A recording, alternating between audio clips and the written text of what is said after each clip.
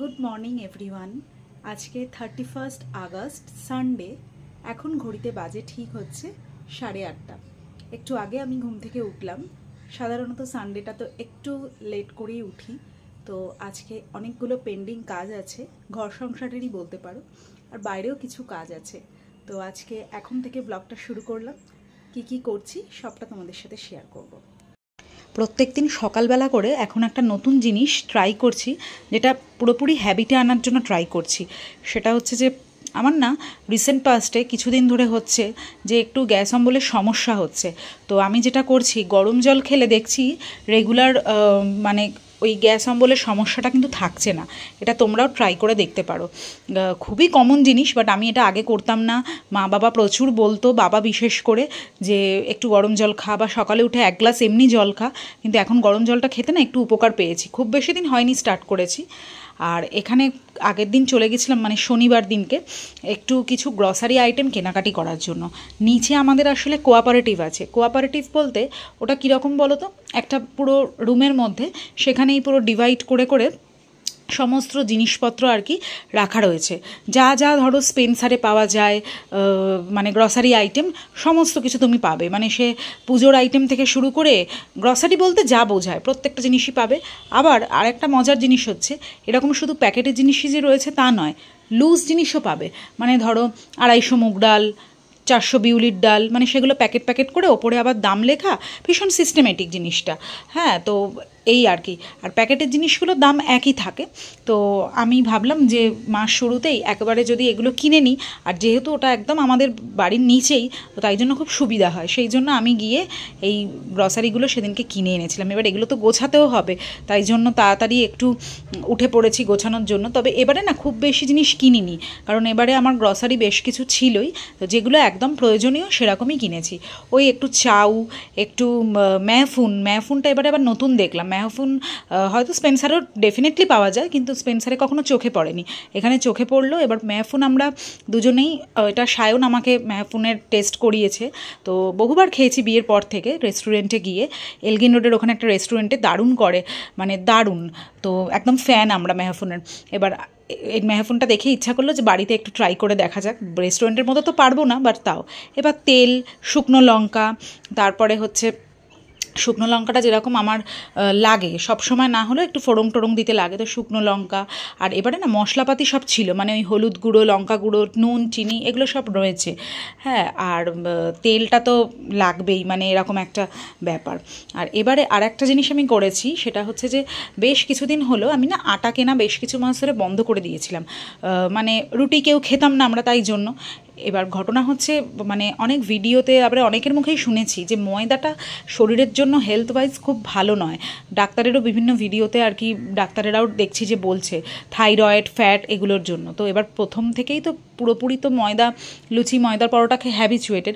এবার পুরোপুরি তো পারবো না ওটাকে একদম মানে ডিলিট করে দিতে। তো সেই জন্য এবারে ঠিক করেছি, লুচি হোক, পরোটা হোক, যাই হোক না কেন, আটা ময়দা এটা মিশিয়ে খাবো। মানে ময়দা হচ্ছে 10:40% রেশিওতে, মানে আটা যদি 40% থাকে তাহলে ময়দা 10% দেবো।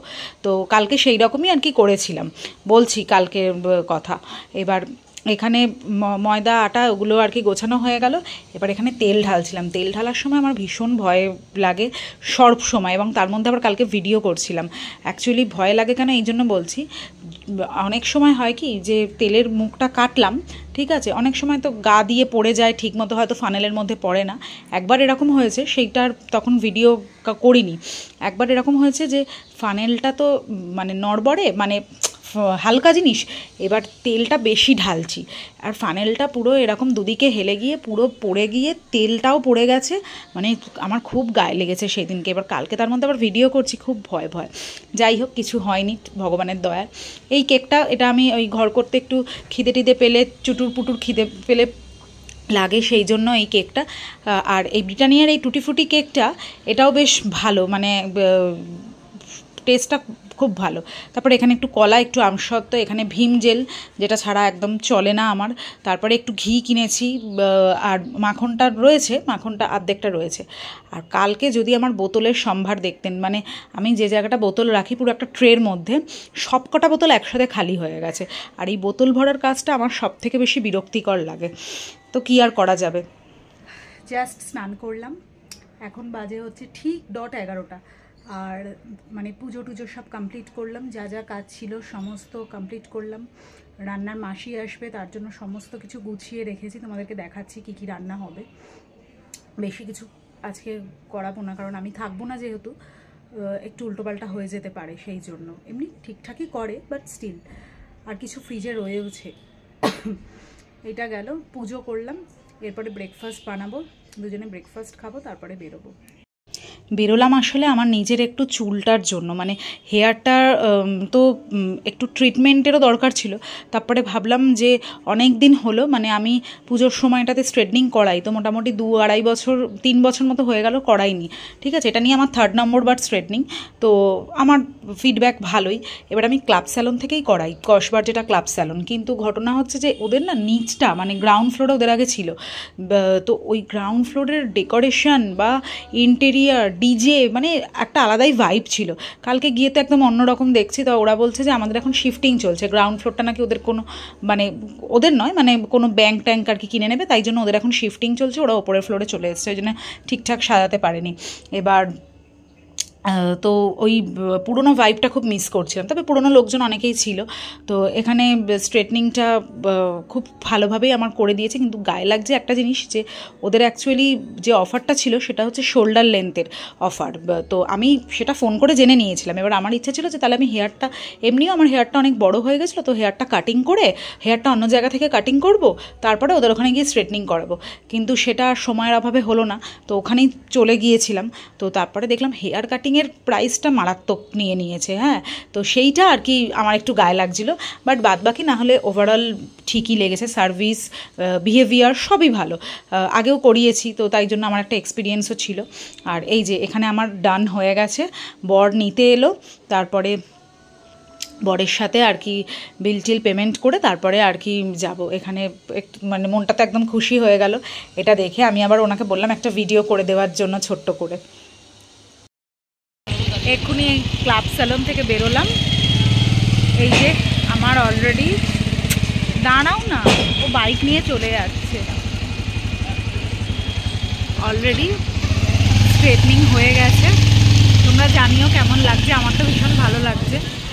তো এই আর কি, এই জাস্ট বাড়িতে ঢুকলাম, এখন বাজে হচ্ছে ঠিক কটা বাজে, হ্যাঁ 3:30 বাজে। আমি ভাবছি 4:30 কিনা, যাই হোক এখনও লাঞ্চ হয়নি, সায়নও লাঞ্চ করেনি, ওকে বলে গিয়েছিলাম যে লাঞ্চ করে রাখতে, বাট ও করেনি। মাসি তো রান্না করে অনেকক্ষণই চলে গেছে। ফেরার পথে আবার ওই ডিম কিনলাম। ডিমটা কোথায় রেখেছো? ডিমটা আমি বাইরে রেখে চলে এসেছি, 1 সেকেন্ড। ও না, ডিমটা এখানেই রয়েছে।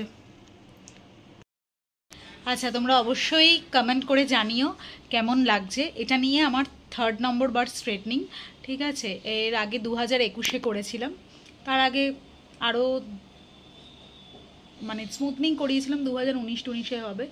তো যেরকমটা আর কি রুলস অ্যান্ড রেগুলেশন থাকে, যে ওয়াশ করার আগে অবধি হেয়ারে ক্লিপ দিতে পারবো না, রাবার ব্যান্ড ইউজ করতে পারবো না, জল লাগাতে পারবো না, তারপরে চুলটা কানের পাশে দিতে পারবো না, এগুলো থাকে। আর তোমাদেরকে আমি হেয়ারের ব্যাক সাইডেরটা এখানে দিয়ে দিচ্ছি, দেখে নেবে তোমরা। তো জানিও অবশ্যই কেমন লাগছে। চলো কি কি লাঞ্চ করছি দেখাচ্ছি।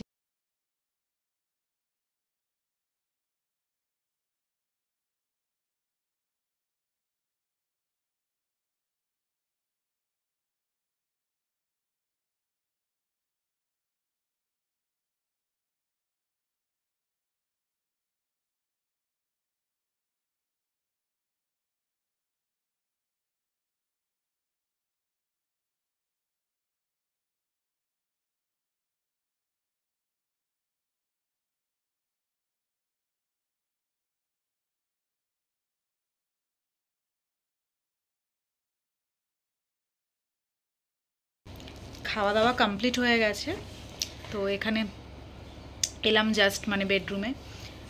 মোটামুটি আধ ঘন্টা বসেছিলাম, তো বসে থেকে ঘাড়টা পুরো ব্যথা হয়ে গেছে। মানে চুলের স্টাইল করা তো নয়, কষ্টও পেতে হবে। তো যাই হোক, এটাতে আমি হ্যাবিচুয়েটেড, বাট অনেক দিন পর আবার মানে 2021-এ করেছিলাম, 22, 23, 24 মানে 3-3.5 বছর পর আবার করলাম। আর ঠিক এরকম সেপ্টেম্বর মাসেই করেছিলাম, বিশ্বকর্মা পুজোর আগে আগে, আমার মনে আছে। যাই হোক, ঠিক আছে, চলো একটু রেস্ট নিই, তারপরে পরে কথা হচ্ছে।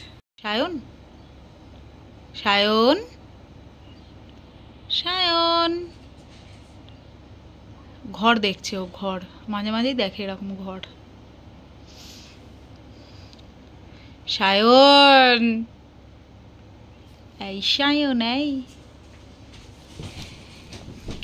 কিরম করছে, কিরম করছে, কিরকম করছে, শুরু হয়ে গেল এসি নিয়ে কারবার। রেস্ট তো কিছু সেরকম হয়নি আসলে, দুজনেই খাওয়া দাওয়া করে উঠতে উঠতে ওই মোটামুটি 4টে মতো বেজে গেল। তারপরে সিনেমা দেখতে আরম্ভ করেছিলাম। আসলে আমার বর বাড়ি থাকলেই ভীষণ ওর টিভি দেখার নেশা।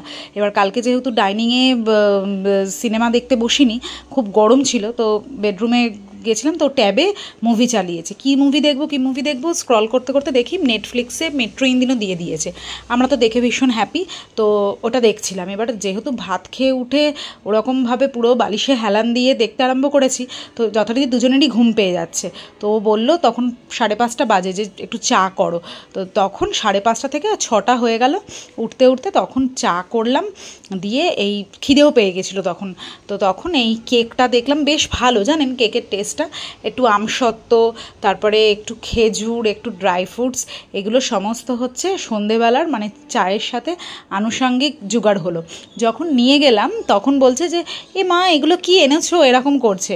আর তার সাথে নোনতার জন্য একটা চিপসের প্যাকেট ছিল, ওটাও খেয়েছি। এবার যখন নিয়ে গেলাম তখন কিন্তু পটাপট মুখ চললো, তখন কিন্তু আর না নেই। তো এটাই হয়।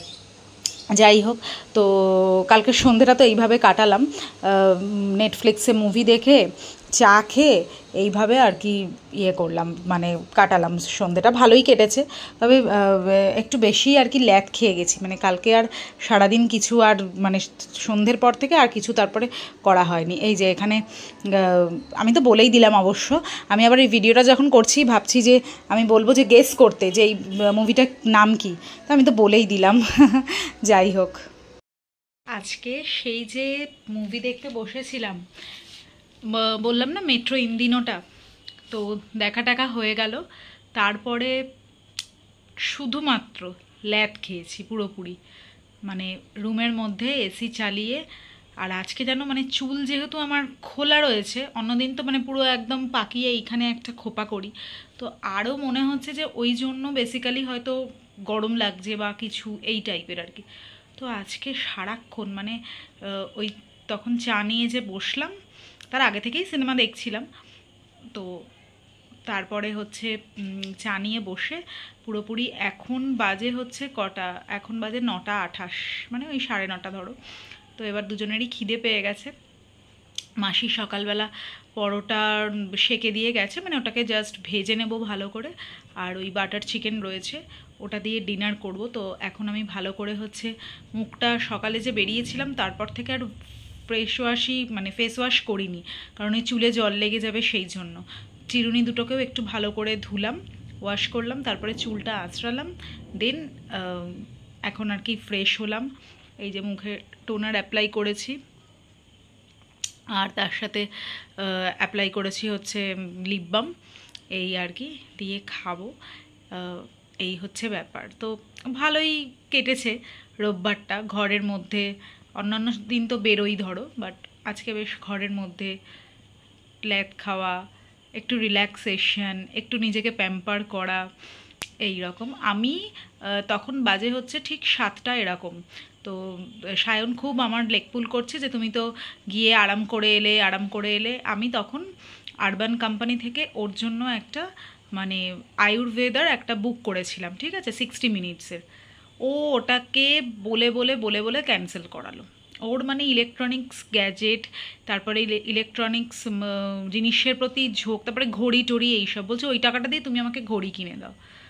আমার গায়ে লাগে, আমার মনে হয় যে এই রকম প্যাম্পারটাও একটু হওয়া উচিত।